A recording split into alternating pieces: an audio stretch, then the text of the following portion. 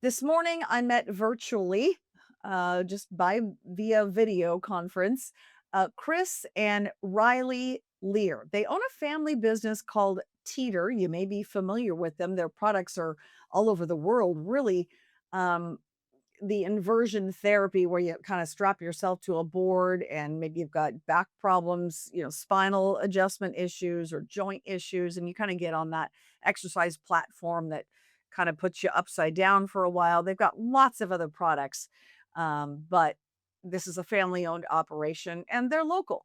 They live on Lake Taps. Their business has been operated out of Bonney Lake for many years, and they're lifelong Democrats. He's from Canada. And interesting, though, they've felt it necessary now to speak out against the policies of the party they have supported that have been pushing an anti business climate in the state of Washington. And it may well put them out of business or force them to relocate their business or relocate their domicile or both. They don't want to, but they may be forced because of the pending income tax on top of all the other burdensome taxes and regulations on business here in the state of Washington. So here's part of my conversation today with Chris and Riley Lear.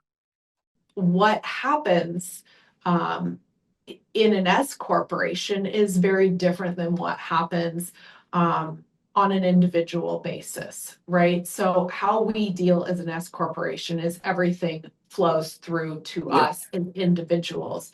And our cash position is not necessarily in alignment with our Tax return.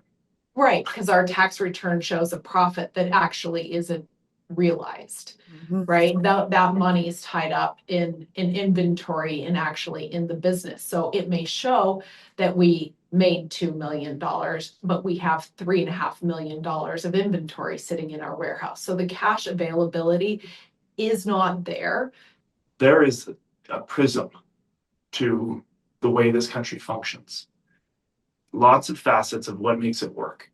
And just assigning something to 20,000 Washingtonians, and that's all. Don't worry.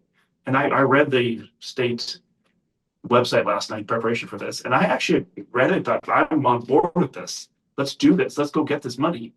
But I'm on the other side, and I understand the What it implications. actually means. It's You have to kind of, rhetoric to a certain extent. yeah, you have to It's kind not of reality. yes, you have to go through it to really understand it before you can empathize with all these different facets and understand the net result, which is lack of motivation for people who are driven to excel.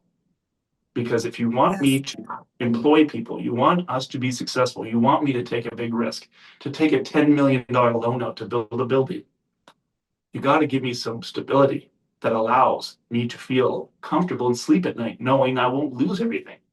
Right. Or there has to be the understanding that the profit in a business is not representative of cash availability. So much more of my conversation with this couple. I just wanted to offer you a tease now, but I'll be putting the article up on our Center Square Washington page on Tuesday. The Monday's the holiday, so it'll be out on Tuesday, and I'll share more in the podcast that day as well. Again, they're not sure if they're going to relocate their business and or their personal residence. They don't want to. They love the Pacific Northwest and their whole family's here.